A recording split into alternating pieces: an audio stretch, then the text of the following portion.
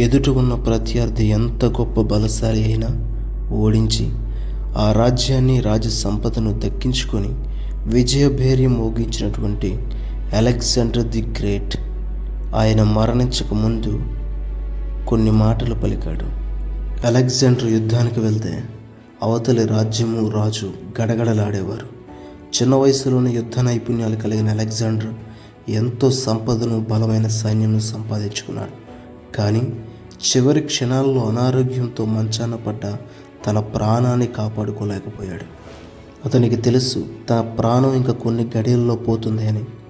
అప్పుడు తన పరివారాన్ని పిలిచి ఇలా అన్నాడు, చూడండి, నేను ఇంకా కొన్ని గడియలు మాత్రమే బ్రతుకుతాను. నేను చనిపోయిన తర్వాత సమాధి చెయ్యక మునుపు నాకు 3 కోరికలు ఉన్నాయి. అవి ఖచ్చితంగా నెరవేర్చండి అని అడిగాడు. అక్కడ ఉన్న పరివారం అంతా అలెగ్జాండర్ మాటలకు నిర్ఘాంతపోయారు. అలెగ్జాండర్ చెప్పిన తర్వాత అక్కడున్నవారు ఎవ్వరూ చేయకుండా ఉండలేరు. సరే, తమరు చెప్పినట్టుగానే చేస్తాము అని అక్కడ పరివారం అంతా మాటిచ్చారు. అప్పుడు అలెగ్జాండర్ ఇలా తన 3 కోరికలు చెప్పాడు. నేను చనిపోయిన తర్వాత నా దేహాన్ని వైద్యులు మాత్రమే మొయ్యాలి. రెండోది, నా దేహాన్ని పెట్టినటువంటి ఆ పెట్టికి 2 రంధ్రాలు చేసి అందులో నుండి నా 2 చేతులు బయట పెట్టండి అని చెప్పాడు.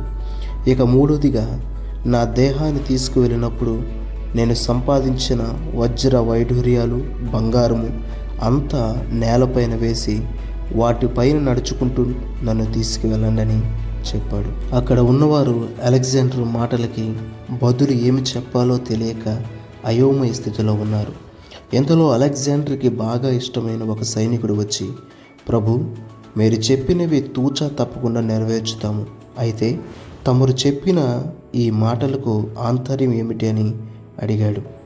అందుకు అలెగ్జాండర్, మరణం మనిషిని సంభవించినప్పుడు ఏ వైద్యుడు మరణాన్ని ఆపలేడు. ఒకవేళ ఆపినా అది కాటి వరకు మాత్రమే అని నా మొదటి కోరిక ఆంతర్యం అని చెప్పాడు. ఇక రెండో కోరిక ఆంతర్యము, నేను నా తల్లి గర్భం నుండి ఎలా అయితే ఒట్టి చేతులతో వచ్చానో అలాగే నేను తిరిగి వెళుతున్నప్పుడు ఒట్టి చేతులతోనే వెళుతున్నాను. ఏ సంపదను పట్టుకెళ్ళే అవకాశం లేదు అని చెప్పడానికి అని అన్నాడు.